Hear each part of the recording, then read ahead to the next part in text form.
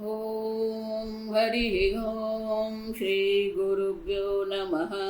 हरिः ॐ पार्थाय प्रतिबोधितां भगवता नारायणेन स्वयं व्यासेन ग्रथितां पुराणमुनिना मध्ये महाभारतम् अद्वैतामृतवर्षिणीं भगवतीम् अष्टादशाध्यायिनीम् अम्ब त्वामनुसन्दधामि भगवद्गीते भवद्वेषिणीम्। नमोऽस्तु ते व्यासविशालबुद्धे पुल्लारविन्दायतपात्रनेत्र येन त्वया भारततैलपूर्णः प्रज्वालितो ज्ञानमय प्रदीपः प्रपन्नपारिजाताय स्तोत्रवेत्रैकपाणये ज्ञानमुद्राय कृष्णाय गीतामृतदुहे नमः। सर्वोपनिषदो गावः दुग्धा गोपालनन्दनः पार्थो वत्स सुधीर्भोक्ता दुग्धं गीतामृतं महत्। वसुदेवसुतं देवं कंसचाणूरमर्दनं देवकी परमानन्दं कृष्णं वन्दे जगद्गुरुं। भीष्मद्रोण तथा जयद्रथजला गान्धारनीलोत्पला शल्यग्राहवती कृपेण वहनी कर्णेन वेलाकुला। अश्वत्थामविकर्णघोरमकरा दुर्योधनवर्तिनी सोत्तीर्णा खलु पाण्डवैरणनदी कैवर्तकः केशवः। पाराशर्यवचः सरोजममलं गीतार्थगन्धोत्कटं नानाख्यानककेसरं हरिकथा सम्बोधनाबोधितम्। लोके सज्जन षट्पदैर्हरः पेपीयमानं मुदा भूयाद्भारत पंकजं कलिमल प्रध्वंसिन श्रेयसे। मूकं करोति वाचालं पंगुं लङ्घयते गिरिं यत्कृपातमहं वन्दे परमानन्दमाधवम्। यं ब्रह्मा वरुणेन्द्ररुद्रमरुतः स्तुन्वन्ति दिव्यैस्तवैः वेदैः साङ्गपदः क्रमोपनिषदैः गायन्ति यं सामगाः। ध्यानावस्थिततद्गतेन मनसा पश्यन्ति यं योगिनः यस्यान्तन्न विदुःसुरासुरगणाः देवाय तस्मै नमः। ॐ सहना भवतु सहनौ भुनक्तु सह वीर्यं करवावहै तेजस्विनावधीतमस्तु मा विद्विषावहै। ॐ शान्ति शान्ति शान्तिः। श्लोक नंबर 23। यशास्त्रविधिमुत्सृज्य वर्तते कामकारतः न स सिद्धिमवाप्नोति न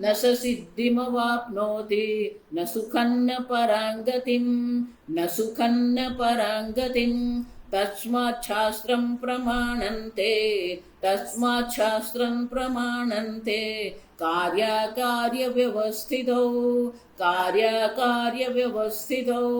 ज्ञात्वा शास्त्रविधानोक्तं कर्म कर्तुमिहार्हसि। भगवद गीताમાં ભગવાનના ઉપદેશની એક બે વિરુદ્ધ એક સાથે દર્શાવે। संशयात्मा विनश्यन्ति श्रद्धावान जत। જે શ્રદ્ધા કરે છે એને જ્ઞાન અવશ્ય થાય છે, જે સંશય કરે છે એનો અહીંયા નાશ થઈ જાય. રાગ દ્વેષને અધીન છે તો એનો નાશ થઈ જાય છે. રાગ દ્વેષ વિયુક્તૈહિ, જેણે રાગ દ્વેષના વશમાંથી પોતાને મુક્ત કરે. એ જ રીતે અહીંયા પણ બે વિરુદ્ધ છે. શાસ્ત્રમ વિધિમ ઉત્સૃજ્ય, જે શાસ્ત્રની વિધિને સન્માન કરતો નથી, શાસ્ત્રને વિધિનો ત્યાગ કરી દે. જા સમજ, વિધિ એટલે આદેશ, આજ્ઞા. જાઓ, તો શાસ્ત્રના આદેશનું જે સન્માન કરતો નથી, ઉત્સૃજ્ય છોડીને, ત્યાગ કરીને, વર્તતે કામકારતઃ, પોતાની ઈચ્છાને અનુરૂપ જ જે વર્તન કરે છે.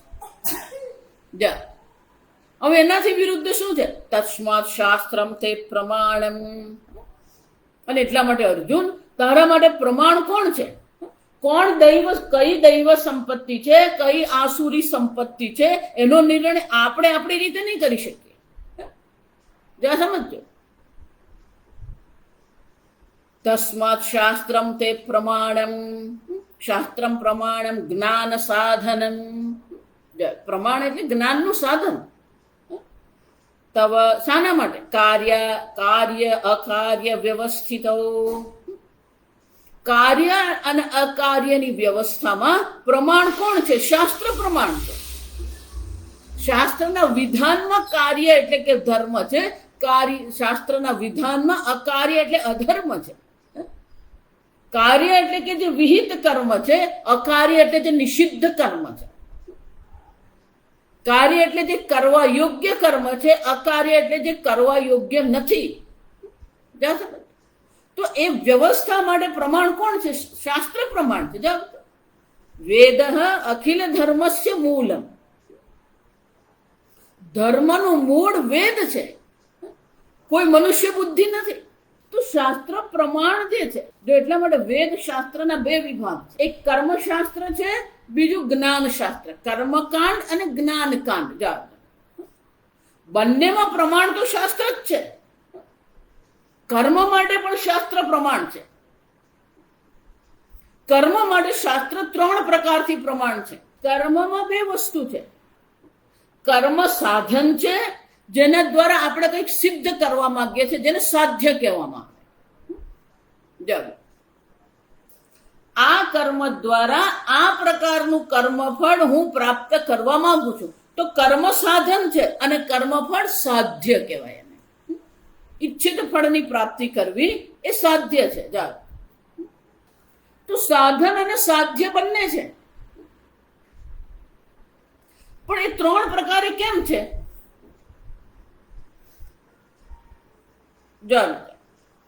વેદ શાસ્ત્ર, પહેલું તો વેદ શાસ્ત્ર કોને કહેવાય?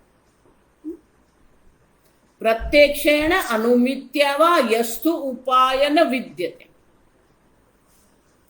આપણી પાસે જેટલા પ્રમાણ છે,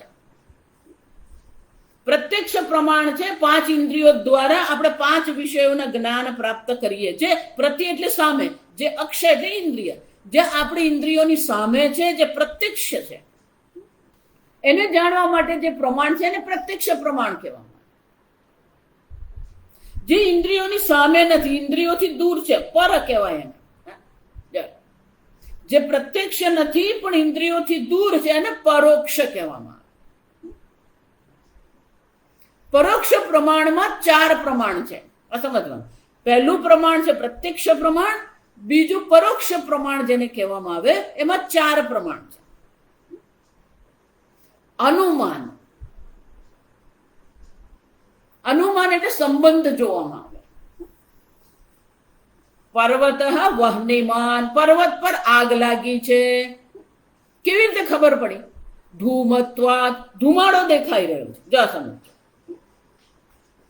તો અગ્નિ અને ધુમાડાનો સંબંધ છે, એને વ્યાપ્તિ કહેવામાં આવે શાસ્ત્ર. યત્ર યત્ર ધૂમઃ તત્ર તત્ર વહ્નિ, આ વ્યાપ્તિ કહેવાય. જ્યાં ધુમાડો હોય ત્યાં અગ્નિ અવશ્ય હોય. કેમ? અગ્નિ વિના ધુમાડાની સંભાવના નથી. પણ ઊંધું નહીં જોવાનું. યત્ર યત્ર વહ્નિ તત્ર તત્ર ધૂમઃ એવું નથી, પણ જ્યાં જ્યાં ધુમાડો છે ત્યાં અગ્નિ અવશ્ય હોય, કારણ કે અગ્નિ વિના ધુમાડાની સંભાવના. ધૂમત્વ આ હેતુ કહેવાય. પર્વત વહનીમાન એને પ્રતિજ્ઞા કહેવામાં આવે. ધૂમત્વાદ એ હેતુ છે. વ્યાપ્તિ શું છે? યત્ર યત્ર ધૂમઃ તત્ર તત્ર વહ્નિઃ વ્યાપ્ત. પછી દ્રષ્ટાંત આપવામાં પાકશાલાયામ, જેવી રીતે રસોડામાં પહેલા ચૂલાથી જ બધી રસોઈ થતી. સ્ત્રીઓ બહેનો જયારે આ રસોડું છોડીને રાત્રે જાય ને ત્યારે પહેલી વસ્તુ શું જોઈ લે? નીકળતા પહેલા શું જોઈ? છેલ્લે શું જોયે? કે ક્યાંકથી પેલો ચૂલામાંથી જરા પણ ધુમાડો નીકળે છે કે નથી નીકળતો. નીકળે પહેલા એ પાક્કું કરી લે કે ક્યાંય જરાક ધુમાડો નથી. કેમ? ધુમાડો નીકળ્યો એનો અર્થ કે પેલો અંગારો ત્યાં છે. અંગારો થવા તે શું થવાનું? આગ લાગી શકે. એ દ્રષ્ટાંત કયું છે? પાકશાલાયા, રસોઈમાં. નિશ્ચય શું છે? જો આ સમજ. ધૂમત્વાદ અતઃ પર્વત વહ્નિમાન, આ નિશ્ચય છે. કન્ક્લુઝન. તો આને અનુમાન કહેવામાં આવે. પણ અનુમાન, જો આ શબ્દ જુઓ તમે, માન એટલે જ્ઞાન. પ્રમાણમ કોને કહેવાય?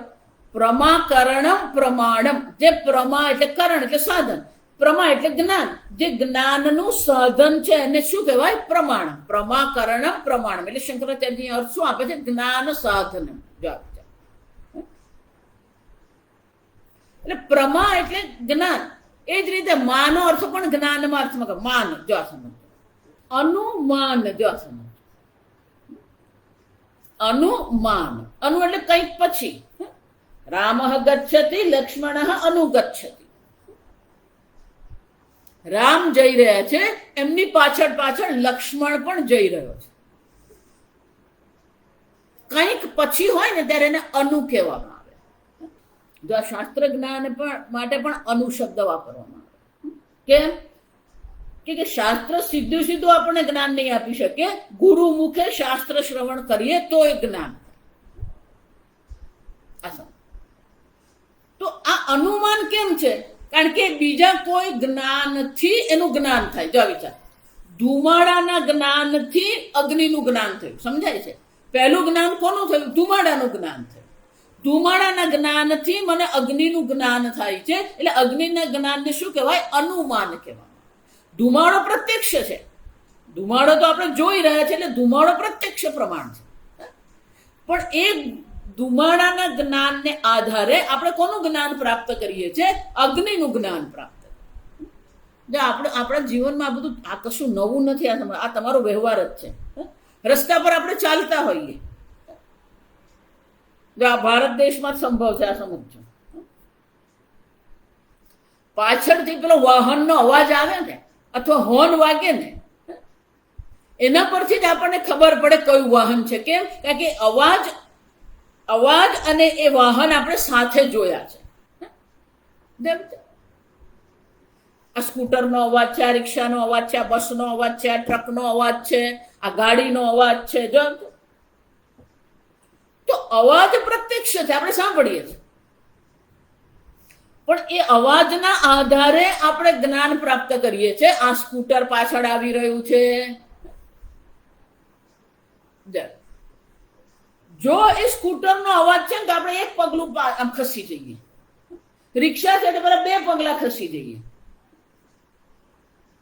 બસનો અવાજ છે તો વધારે ખસી જઈએ. એટલે સ્વામી જેવું કહેતા, ટ્રકનો અવાજ આવે તો ખસીને ઉભા રહી જવાનું. કેમ? એ સાક્ષાત યમરાજ છે. પેલો ટ્રક વાળો ક્યારે શું કરી જાય ખબર જ નહીં. એનો શું થયો? આપણે પાછળ ફરીને જોવાની જરૂર નથી કે ટ્રક છે કે બસ છે. અવાજ પરથી જ આપણને ખબર પડી જાય. આમ અવાજના આધારે આપણે આ બસ છે, આ ટ્રક છે એવું જાણીએ. અને અનુમાન કહેવામાં આવે. એટલે પહેલું પરોક્ષ પ્રમાણ કયું છે? અનુમાન છે, જે પ્રત્યક્ષ પ્રમાણને આધારે કરવામાં આવે. બીજું પરોક્ષ પ્રમાણ છે અર્થાપત્તિ. અર્થાપત્તિ એટલે શું? અર્થાપત્તિ એટલે 2 નકારાત્મક. જો આ વિચાર, ત્યાં પણ સંબંધ છે. પણ એ સંબંધ પેલો નકારાત્મક સંબંધ છે. એટલે શાસ્ત્રમાં જે દ્રષ્ટાંત આપવામાં આવે ને, દેવદત્ત પીનઃ, આ દેવદત્ત જાડો છે. દીવા ન ખાદતી, પણ એને કોઈ દિવસના ખાતા જોતું જ નથી, એ દિવસના ખાતો જ નથી. પણ એ જાડો છે, એનો શું થયો? રાત્રો ખાદતી, તો રાત્રે ખાતો હશે, અથવા એકલો બેઠો બેઠો ખાતો હશે. સમજ પડે? તો બે નકારાત્મક. કેમ? જો એ ખાતો હોય નહીં તો એ જાડો હોય નહીં. સમજો, એ જાડો છે એનો શું થયો? એ ખાતો જ હોવો જોઈએ. સવારે ઘણી વાર ઉઠીએ ને આપણે અને આંગણામાં જોઈએ તો બધું જ ભીનું હોય. સામેનો બંગલો ભીનો હોય, રસ્તો પણ ભીનો હોય, બાગ બગીચો પણ ભીનો હોય, બધું જ ભીનું હોય. આ પ્રત્યક્ષ જ્ઞાન છે, બધું જ ભીનું છે. એનો શું થયો? રાત્રે વરસાદ પડ્યો હશે. કેમ? જો વરસાદ પડ્યો ન હોય તો બધું ભીનું થાય નહીં. જો સમજા, બે નકાર, એને અર્થાપત્તિ કહેવાય. જેટલા વૈજ્ઞાનિક લોકો જે સંશોધન કરે, જે ખગોળશાસ્ત્રનું સંશોધન હોય, રસાયણશાસ્ત્રનું સંશોધન હોય કે જીવ વિજ્ઞાનનું સંશોધન હોય, સર્વ પ્રકારના સંશોધનોમાં આ અર્થાપત્તિથી જ ચાલે. અર્થાપત્તિ, ઉપમા, ત્રીજું પરોક્ષ પ્રમાણ કયું છે? ઉપમા, દ્રષ્ટાંતથી. કોઈ પણ આફ્રિકા સફારી, આફ્રિકામાં જઈ આવે જંગલમાં, ત્યાં પેલી જંગલી ભેંસો છે, બાયઝન કહેવામાં આવે, સેંકડોની સંખ્યામાં. એટલે આવીને આપણને વાત કરે, ત્યાં પેલા બાયઝન એવા મોટા મોટા મોટા સિંગડા. બાયઝન કોને કહેવાય? અરે આપણી ભેંસ જેવું. જો તો પેલી ભેંસની ઉપમા દ્વારા આપણે બાયઝન કેવું હોય એ જાણી શકીએ. ઉપમાથી જાણીએ. અનુપલબ્ધિ, ચોથું પ્રમાણ કયું છે? પરોક્ષ. ચોથું પરોક્ષ પ્રમાણ છે અનુપલબ્ધિ. કોઈક વસ્તુના અભાવનું જ્ઞાન થવું એને અનુપલબ્ધિ કહેવાય. આપણો 80% વ્યવહાર આ અનુપલબ્ધિથી ચાલે. તમે કાગળ પર લખો છો, એનો અર્થ શું થયો? તમે જાણો છો કે આ કાગળ ખાલી છે, જો અભાવ છે. તમે બરણીમાં કંઈક ભરો છો, તમને ખબર છે આ બરણી ખાલી છે. જો તમે ચાલી શકો છો ક્યારે? મારી સામે કશું નથી, આમ અભાવનો જ્ઞાન છે તો જ તમે ચાલી શકો. તમે ભોજન પણ ક્યારે ગ્રહણ કરી શકો? મારું પેટ ખાલી છે. તમે કોઈનો ઉપદેશ ક્યારે કરી શકો? એને આ જ્ઞાન નથી, આ જ્ઞાન હું એને આપું. ચાલ અનુપલબ્ધિ. આમ પ્રત્યક્ષ પ્રમાણ એક છે, 4 પરોક્ષ પ્રમાણ, એટલે 5 પ્રમાણ છે. પેલું છઠ્ઠું પ્રમાણ છે જેને શબ્દ પ્રમાણ કહેવામાં આવે. શબ્દ પ્રમાણ એટલે શું છે? શબ્દ દ્વારા આપણે વર્ણન કરીએ. કોઈ કૈલાસ માનસરોવર જઈ આવ્યું હોય, કોઈ રામેશ્વર જઈ આવ્યું હોય, તો એ આવીને આપણને શું કરે? એ વર્ણન કરે. આવો દરિયો છે, રામેશ્વર અમે ગયા હતા, દરિયો છે, દરિયાની બરાબર સામે જ મંદિર છે, વિશાળ મંદિર છે. મંદિરમાં પેલા 27 કુવા છે, એ 27 કુવામાં સ્નાન કરવા. એ જેટલું વર્ણન કરે એ બધા વર્ણનને અનુરૂપ આપણે મનમાં એક ચિત્ર બનાવીએ અને આપણે એમ માનીએ કે આ રામેશ્વર છે. એને શબ્દ ચિત્ર કહેવામાં આવે. આ નવલકથા બધી શું છે? શબ્દ ચિત્ર જ છે. જા સમજજો. નવલકથા જે લખવામાં આવે, નવલકથામાં શું કરવામાં આવે? શબ્દ પ્રમાણ. શબ્દ પ્રમાણની વિશેષતા શું છે? શબ્દ પ્રમાણમાં જો વિષય સામે છે, પ્રત્યક્ષ છે, તો જ્ઞાન પ્રત્યક્ષ થવાનું. શબ્દ પ્રમાણથી જે જ્ઞાન થાય છે એમાં વિષય આપણી સામે જ છે, તો પ્રત્યક્ષ જ્ઞાન થાય. ધારો કે તમને કોઈક ફૂલ આપે, એક વિશેષ પ્રકારનું ફૂલ છે, એ ફૂલ તમારી સામે જ છે, પ્રત્યક્ષ છે, તમે જુઓ છો, પણ આ ફૂલનું નામ શું છે, આ ફૂલને શું કહેવાય તમને નથી ખબર. એટલે તમે પૂછો આ વળી કયું ફૂલ, એટલે તમે એ સામે વાળો કે આને ઝેરબેરા કહેવાય, આને ડહેલિયા કહેવાય. જો તો એકવાર તમે જ્ઞાન મેળવી લીધું, એ પ્રત્યક્ષ જ્ઞાન શબ્દથી તમને ઓળખાણ કરવામાં આવી. પ્રત્યક્ષ જ્ઞાન. રામેશ્વર દર્શન, રામેશ્વરનું જે વર્ણન કરવામાં આવ્યું એ પરોક્ષ જ્ઞાન છે. પણ એ રામેશ્વરનું જે પરોક્ષ જ્ઞાન છે એ નિત્ય પરોક્ષ નથી. કેમ? તમે આ જીવનમાં જ ત્યાં જઈને એનો પ્રત્યક્ષ અનુભવ કરી શકો. એટલે આ જગતમાં જે આપણે શબ્દ પ્રમાણ દ્વારા જાણીએ છીએ એ નિત્ય પરોક્ષ નથી, એ પ્રત્યક્ષ બની શકે જો તમે ત્યાં જાઓ તો. હવે શાસ્ત્ર શું છે? જો અત્યારે પ્રત્યક્ષેણ અનુમિત્યાવા યસ્તુ ઉપાયન વિદ્યતે. જેને પ્રત્યક્ષ પ્રમાણથી જાણી શકાતું નથી, જેને પરોક્ષ પ્રમાણથી જાણી શકાતું નથી, એનમ વેદેન વિંદતિ તસ્માદ વેદસ્ય વેદતા. એને વેદ દ્વારા આપણે જાણી શકીએ. આપણા ભારતમાં એટલા બધા શબ્દો બહુ સામાન્ય છે જેને આપણે સ્વીકારી લીધા છે. એના પર આપણે ક્યારેય કોઈ પ્રશ્ન ઉઠાવીએ નહીં. અને ધારો કે પણ કોઈ પ્રશ્ન ઉઠાવે તો આપણે પેલા શ્રદ્ધાના નામે, માન્યતાના નામે એને આપણે શું કરીએ? એને મનાવી લઈએ. આ બાળકોને ક્યારેક એવું કહે ના, જો આવું જૂઠું નહીં બોલવાનું, પાપ લાગે. કોઈને મારવાનું નહીં, હિંસા કહેવાય. તો શું થઈ ગયું? ના, પાપ લાગે આપણને. પાપ કોણે જોયું? જોયું તમે પાપ? પુણ્ય જોયું તમે?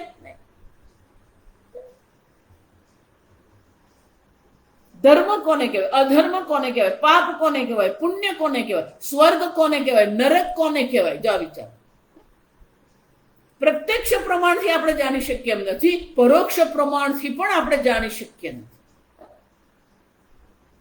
અને એટલા માટે શાસ્ત્રમ પ્રમાણમ, જો બરાબર સાંભળો, શાસ્ત્ર શબ્દ પ્રમાણમાં આવે. શાસ્ત્ર શામાં આવે?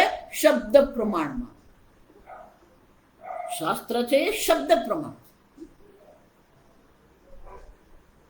તો શબ્દ પ્રમાણ દ્વારા પાપ કોને કહેવાય? પુણ્ય કોને કહેવાય? પાપ કરીએ તો કેવા પ્રકારનું ફળ મળે? આ કર્મથી આ કર્મ ફળ મળે એ જણાવનાર જે સંબંધ એને કહેવામાં આવે. કર્મ અને કર્મફળનો સંબંધ દર્શાવનાર શાસ્ત્ર છે. એટલું જ નહીં, કર્મ એટલે સાધન છે, કર્મફળ એટલે સાધ્ય છે. જો આપણે અહીંયાથી શરૂ કરેલું સાધ્ય અને સાધન. સાધ્ય સાધનના જે સંબંધ જે છે એ 3 પ્રકારથી કામ કરે.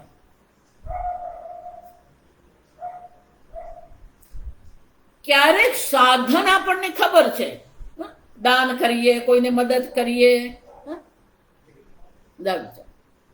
તો સાધન આપણને ખબર છે.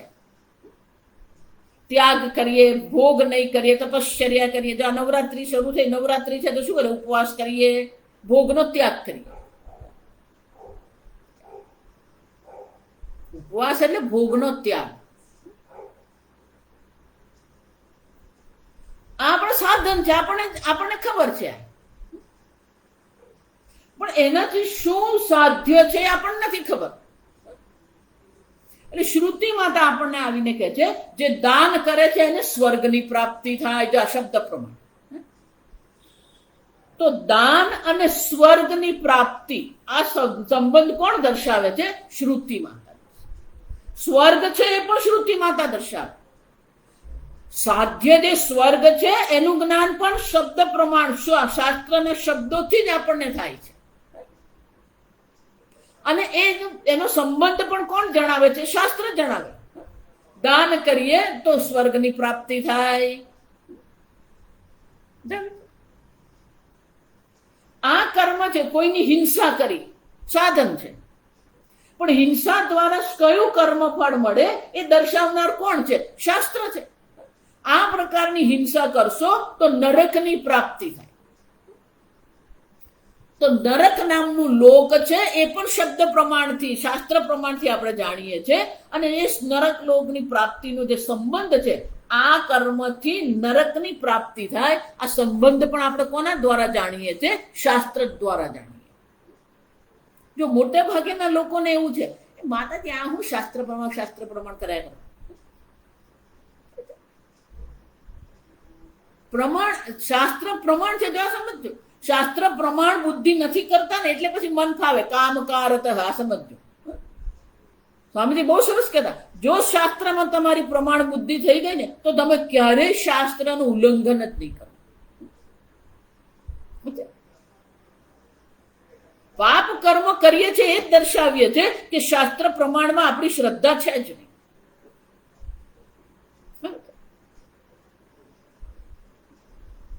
તો સાધન જાણીતું છે, સાધ્ય જાણીતું નથી. જાણતા આ એક થયું. બીજું, સાધ્ય જાણીતું છે, મારે ધનની પ્રાપ્તિ કરવી છે, મારે પુત્રની પ્રાપ્તિ કરવી છે, સાધ્ય છે, જાણીતું છે, મને ખબર છે. પણ લૌકિક સાધનો દ્વારા મેં બધા પ્રયત્ન કરી લીધા, મને ધનની પ્રાપ્તિ થતી નથી, મને પુત્રની પ્રાપ્તિ થતી નથી, તો હું શાસ્ત્ર પાસે જાઉં. તો ત્યાં શાસ્ત્ર પ્રમાણ છે. સાધ્ય જાણીતું છે, જ્ઞાત છે, સાધન અજ્ઞાત છે. તો શાસ્ત્ર શું કહે છે? શ્રી યાગ કરો, ધનની પ્રાપ્તિ થશે. શ્રી વિદ્યાની ઉપાસના કરો, ધનની પ્રાપ્તિ થશે. લક્ષ્મી સ્તોત્રનો પાઠ કરો. જીવનમાં અનેક પ્રકારના વિઘ્ન આવી રહ્યા છે, પણ એને પાર કેમ કરવું ખબર નથી. તો શ્રુતિ માતા આવીને આપણને કહે છે, આ પ્રકારથી સપ્તશતીનો પાઠ કરો. સર્વ વિઘ્નોનો નાશ. દુર્ગા કોને કહેવાય? સર્વ પ્રકારના વિઘ્નોને નાશ કરનાર દુર્ગા છે.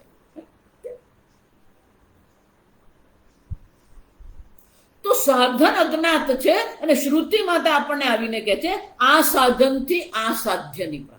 દશરથ રાજાને પુત્રની ઈચ્છા હતી, પુત્ર પ્રાપ્ત થયા નહીં, તો શું કર્યું? પુત્ર કામેષ્ઠી યજ્ઞ કર્યો. તો સાધન જે પુત્ર કામેષ્ઠી યજ્ઞ છે, અજ્ઞાત છે આપણા માટે. શાસ્ત્ર પ્રમાણ દ્વારા આપણે જાણીએ છીએ. ત્રીજું, સાધન અને સાધ્ય બંને અજ્ઞાત છે. સ્વર્ગ કામ અગ્નિહોત્રમ જુહેત. જેને સ્વર્ગની ઈચ્છા છે એને અગ્નિહોત્ર કર્મ કરવું જોઈએ.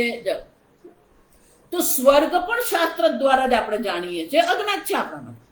અગ્નિહોત્ર કર્મ કોને કહેવાય એ પણ આપણે કોને પાસે જાણીએ છીએ? શાસ્ત્ર પાસે જાણીએ. આમ 3 પ્રકારથી આ જ્ઞાન આપણને શાસ્ત્ર આપે. અને એટલે ભગવાન શું કહે છે? કાર્ય વ્યવસ્થિત. આ કર્મમાં શું કરવા યોગ્ય, વિહિત કર્મ કોને કહેવાય, નિષિદ્ધ કર્મ કોને કહેવાય, એ વ્યવસ્થામાં પ્રમાણ કોણ છે? શાસ્ત્ર પ્રમાણ છે. જેને આપણે કર્મકાંડ કહીએ. કર્મકાંડમાં જેટલા પણ આ સ્વર્ગ નરક બધા અનેક લોકની ચર્ચા છે. પિતૃલોક છે, સૂર્યલોક છે, ચંદ્રલોક છે. ભૂહુ ભુવઃ મહઃ જનઃ તપઃ.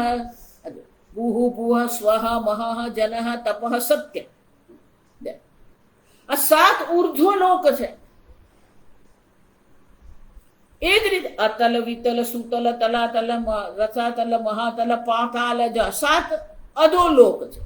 પણ એનું જ્ઞાન આપણને કોનાથી થાય છે? શાસ્ત્ર દ્વારા થાય.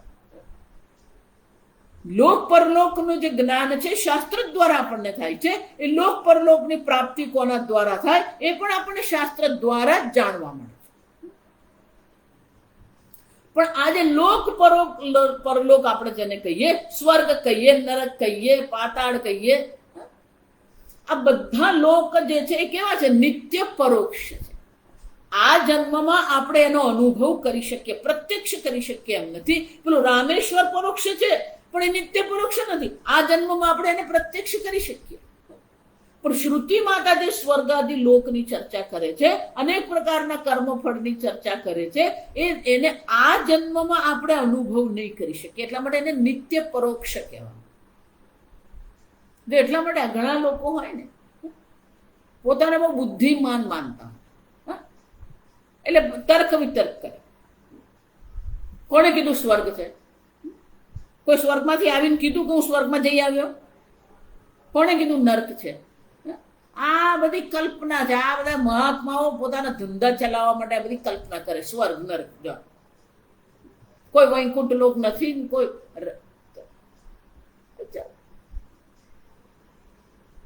કલ્પના છે નહીં. શાસ્ત્ર પ્રમાણ હવે સમજાય છે. જ્ઞાનનું સાધન છે. અહીંયા શ્રદ્ધાની વાત નથી, આ જ્ઞાનની વાત છે.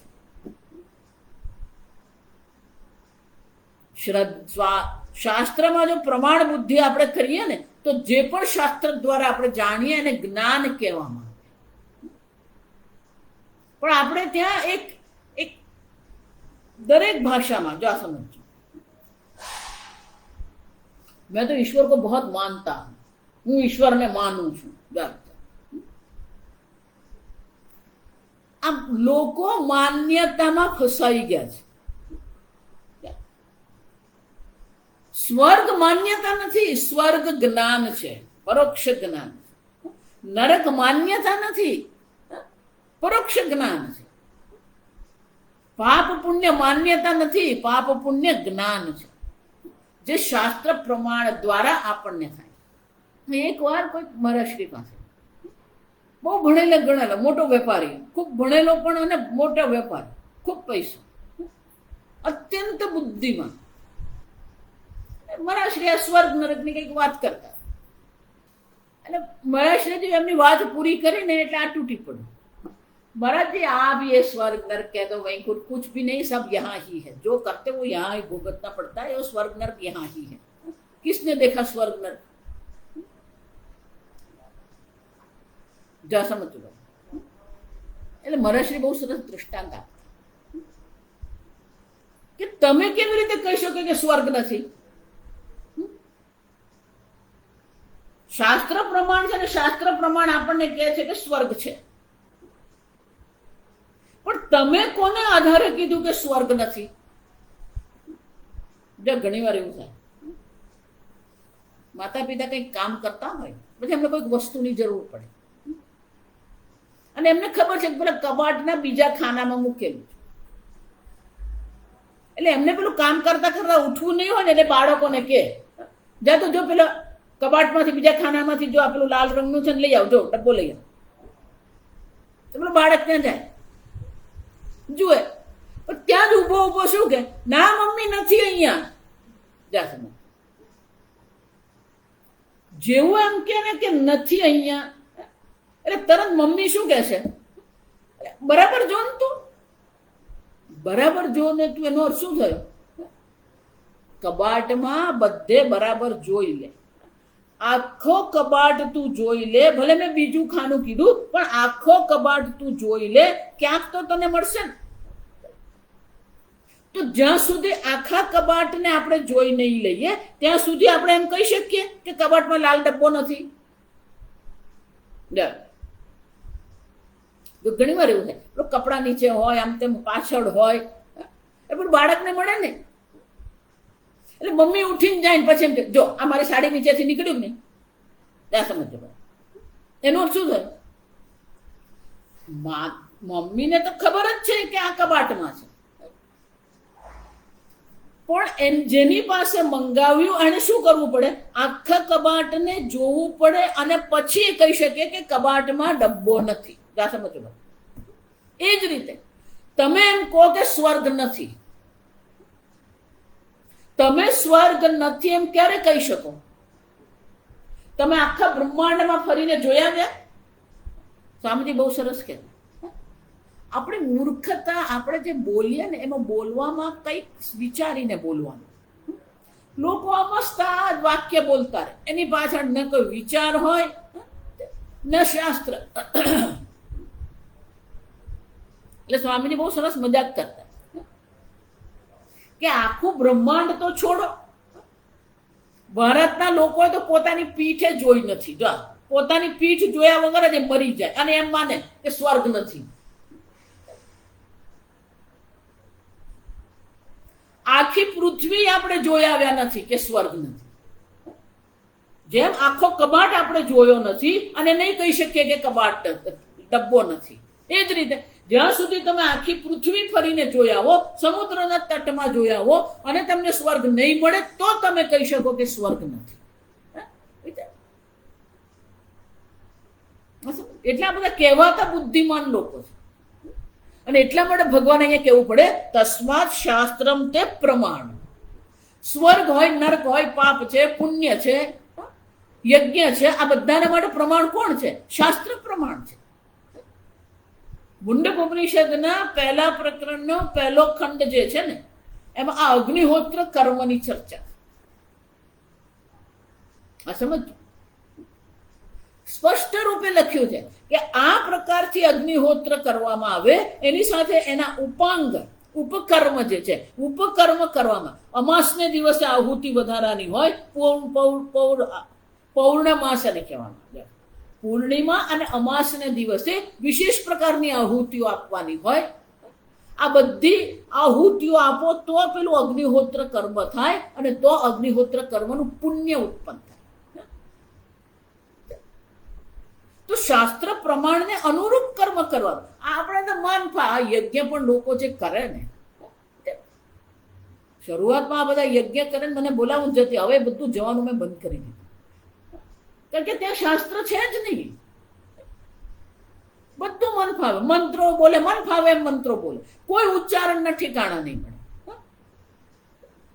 એમાં દક્ષિણ ગુજરાતમાં તો પૂછવાનું જ નહીં, પેલો સ અને સમાં બધું હરખું જ ચાલે.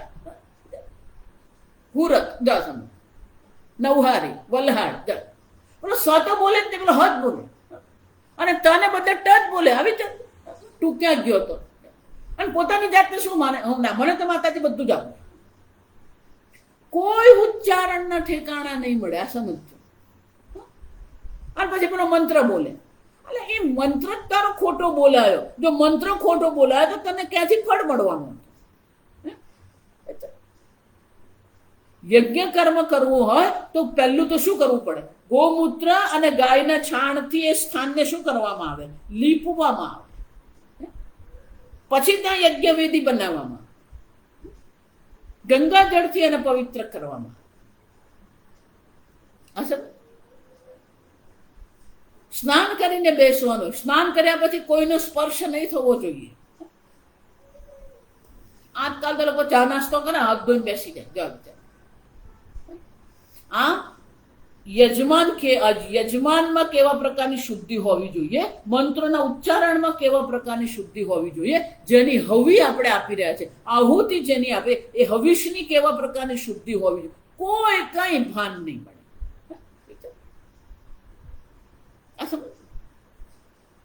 એટલે ઉપનિષદમાં કહેવામાં આવ્યું છે કે કળિયુગમાં યજ્ઞ લોકો ખૂબ કરશે પણ પુણ્ય એ લોકોને ઉત્પન્ન થતું નથી. કારણ કે વિધિ વિધાનનું કોઈ અનુસરણ જ કરતું નથી. આ પાઠ જે કરીએ ને, વેદ પાઠ, રુદ્રનો પાઠ કરીએ, પુરુષ સૂક્તનો પાઠ કરીએ. જો હવે આ નવરાત્રિ શરૂ થઈ તો ઘણા બધા દક્ષિણમાં લોકો લલિતા સહસ્ર નામનો પાઠ કરે. જા વિચાર.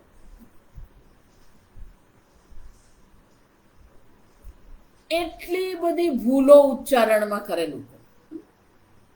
આ બધા જે પાઠ કરે ને એમાં સૌથી કઠિન ઉચ્ચારણની દ્રષ્ટિએ સૌથી કઠિન જો સ્તોત્ર હોય ને તો એ વિષ્ણુ સહસ્ર નામ છે. શુભલક્ષ્મીનું વિષ્ણુ સહસ્રનામ બહુ જાણીતું. આ તિરુપતિના ભગવાનનું પણ મંગલાચરણનું બહુ સરસ છે.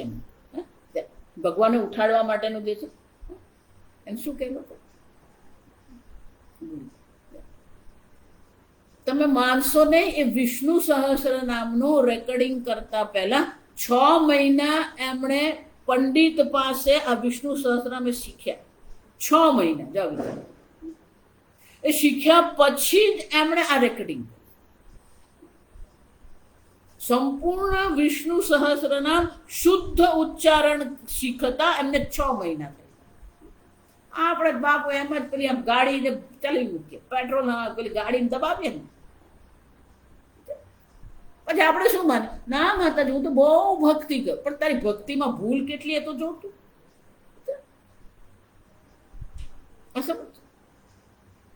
કયા શબ્દનો કયા પ્રકારથી ઉચ્ચારણ કરવું, કયા મંત્રનો કયા પ્રકારથી ઉચ્ચારણ કરવું, આ બધા નિયમો છે. સ્વર છે. ઉત્તર ભારતમાં મધ્યપ્રદેશ થી આગળ ઉત્તર ભારતમાં તો કોઈ સ્વરને તો કોઈ સ્થાન જ નથી. માત્ર આ 3 રાજ્યો જે છે, 4 રાજ્ય, કર્ણાટક, આંધ્રપ્રદેશ, તામિલનાડુ અને કેરળ, એમાં જે પંડિતો છે એ જ જાણે, બાકી લોકોને કઈ ભાન નથી. એમ આ સમજો પંડિતો છે એ લોકોને ખબર છે વેદ પાઠ કોને કહેવાય. પહેલું જ ભૂલ ક્યાં કરે ખબર છે? વિષ્ણુ સહસ્રનામ એ બોલવામાં જ ભૂલ, પહેલી લખવામાં ભૂલ. બધા સહસ્ત્ર બોલે, તો છે જ નહીં. તે ત જેને તકલીનો ત જે કે એ ત ત્યાં છે જ નહીં. સહસ્ર જે બોલે, સ્ર બોલે ને, પણ બધા સહસ્ત્ર જ બોલે. મોટા મોટા પંડિતો સહસ્ત્ર જ બોલે. એ ત્ર છે જ નહીં. તે જેમ ક અને રેફ મળીને ક્ર બને. ક્ર બોલી એમાં ત આવે નહીં આવે, ક અને રેફ બે જ છે. એ જ રીતે સહસ્ર છે, સહસ્ત્ર નથી જતું, સ્ર છે, સ અને રેફ છે. પણ બધા સહસ્ત્ર જ બોલે. શીખવા પછી પાછો પેલો બોલે, કારણ કે નાનપણથી જ બોલવાની આદત પડી ગઈ. સ્ત્રી એમાં પેલો સ ને ત ને ર છે. સ્ત્રી એમ કહીએ ને તો સકાર છે, તકાર છે ને રેફ છે, અને પછી ઈકાર છે એટલે સ્ત્રી બને. તો ત્યાં સ્ત્ર છે, પણ અહીંયા સ્ત્ર નથી, સ્ર છે. સ્ર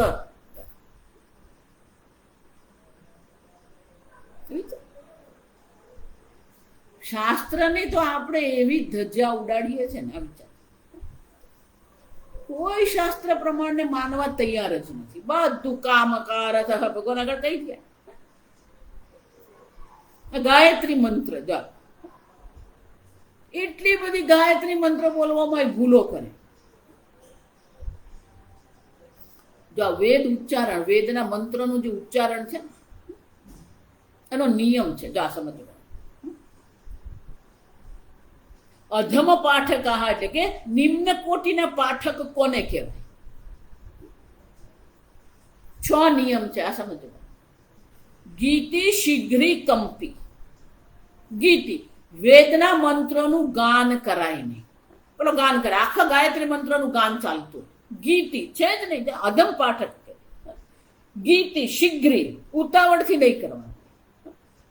પાછળ ભાગ પડે ને એવો દોડતો દોડતો બોલતો હોય ને, શાંતિથી બોલ. કંપી, કંપી એટલે પેલો મંત્ર પાઠ કરતો કે રુદ્રિક કરતો ને આમ ડોલે, કંપન. ગીતિ શીઘ્રી કંપી. અનર્થજ્ઞાઃ, અર્થ જાણતા જ નથી.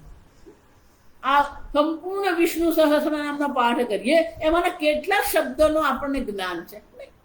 અનર્થજ્ઞાઃ, લિખિત પાઠકાઃ, પેલું લખેલું વાંચીને બોલે, કંઠસ્થ કરીને બોલવાનું, તો એ વેદ પાઠ. એટલા માટે તમે વેદ પાઠ જયારે કરાવો તો પુસ્તકો હાથમાં બાળકોને નહીં આપવામાં આવે.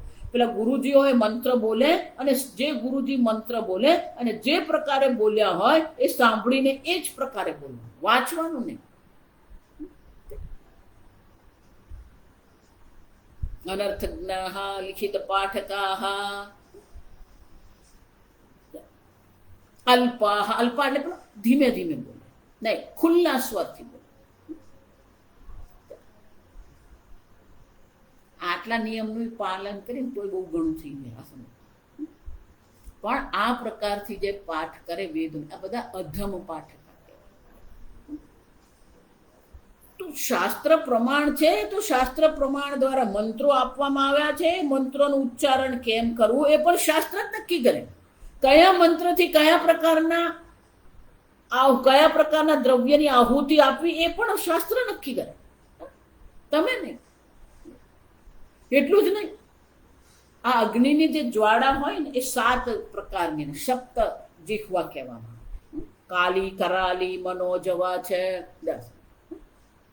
તો શાસ્ત્રમાં લખ્યું છે આ દેવતાઓને આ મંત્ર દ્વારા આ પ્રકારની જ્વાળામાં આહુતિ. પેલી તો જ્વાળા જ નહીં, ઘણી વાર તમે યજ્ઞમાં જાઓ ને તો પેલી ધુમાડો જ નીકળતો.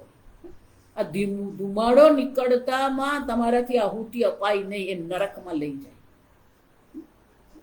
અગ્નિની જ્વાળા હોવી જોઈએ, એ જ્વાળામાં આહુતિ આપવાની, એને સપ્ત જીહવા કહેવાય.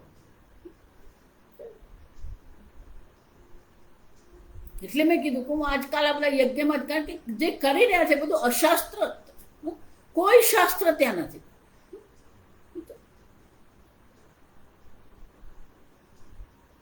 બહુ વર્ષો પહેલા અહીંયા બારડોલી પાસે એક મંદિર બનાવવામાં, વિશાળ મંદિર, ખૂબ સુંદર મંદિર, અદ્ભુત મંદિર. એને જ્યારે મંદિર બનાવવાનું હતું, બિલકુલ શાસ્ત્ર પ્રમાણે, વાસ્તુશાસ્ત્ર પ્રમાણે સંપૂર્ણ મંદિરનું આખું સ્થાપન કરવાનું. એની જ્યારે પ્રાણ પ્રતિષ્ઠા હતી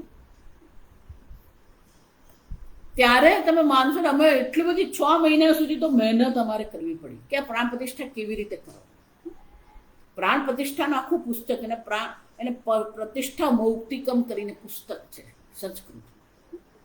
કયા દેવતાને કયા પ્રકારની આહુતિ આપવી, કયા પ્રકારના મંત્ર બોલવા, કેટલા મંત્ર બોલવા, જો વિચાર. યજ્ઞશાળા કેવી રીતે બનાવવી, યજ્ઞશાળા કેવી હોવી જોઈએ, કેવડી હોવી જોઈએ, કેટલા બ્રાહ્મણો હોવા જોઈએ, આ બધું નિશ્ચિત છે.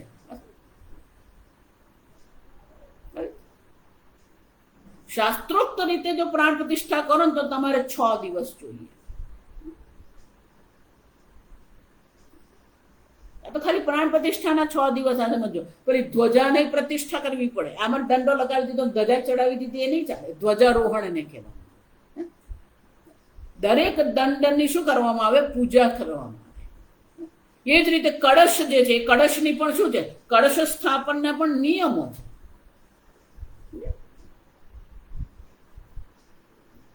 એમાં સ્પષ્ટ રૂપે લખ્યું કે જે દેવતાની પ્રતિષ્ઠા કરવાની હોય એ દેવતાના પ્રાણ પ્રતિષ્ઠા પહેલા તમારે એ દેવતાના મંત્રની 10,000 આહુતિ આપવી પડે.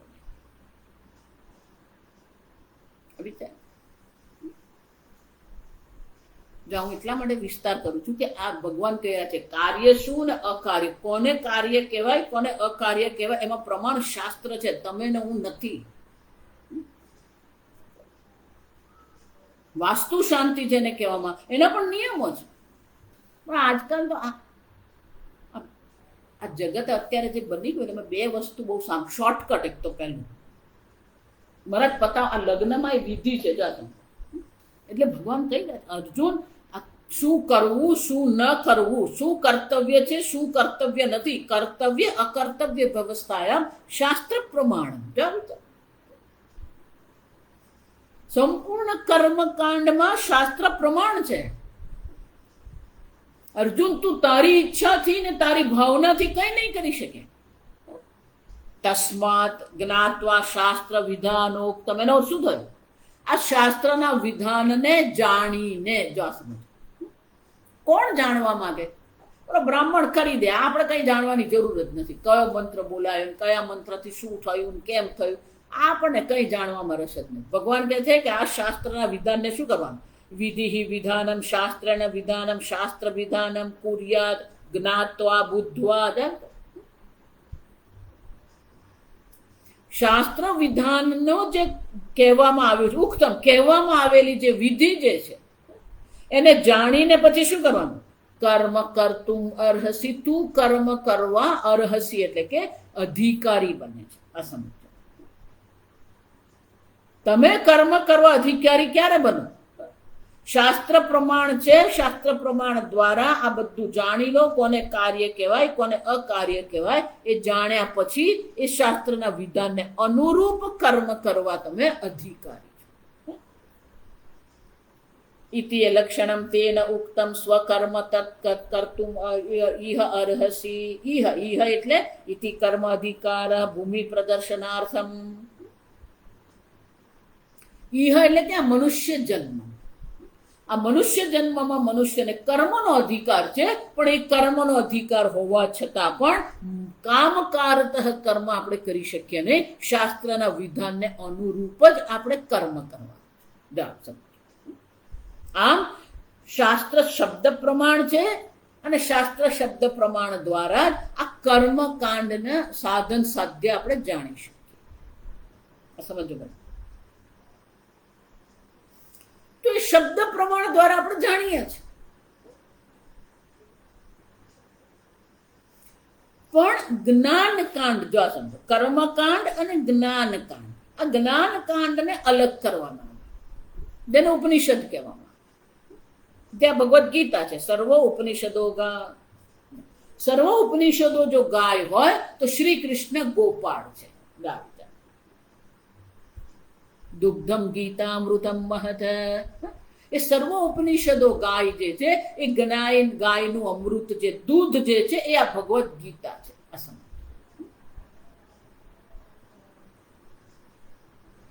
તો કર્મકાંડ અને જ્ઞાનકાંડને અલગ કેમ કરવામાં આવે?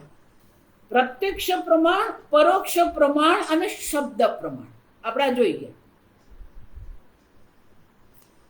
શબ્દ પ્રમાણથી આપણે પ્રત્યક્ષ જ્ઞાન પણ થાય, પરોક્ષ જ્ઞાન પણ થાય. બરાબર. પણ એક ત્રીજું છે જે પ્રત્યક્ષ નથી એને પરોક્ષ કહેવામાં આવે, જે પરોક્ષ નથી એને અપરોક્ષ કહેવામાં આવે. જ્યાં સમજો, કેટલીક વસ્તુ એવી છે જે અપરોક્ષ છે. અપરોક્ષની સીધી વ્યાખ્યા થાય કોઈ પણ પ્રમાણની પ્રવૃત્તિ વિના જેને જાણી શકાય એને અપરોક્ષ.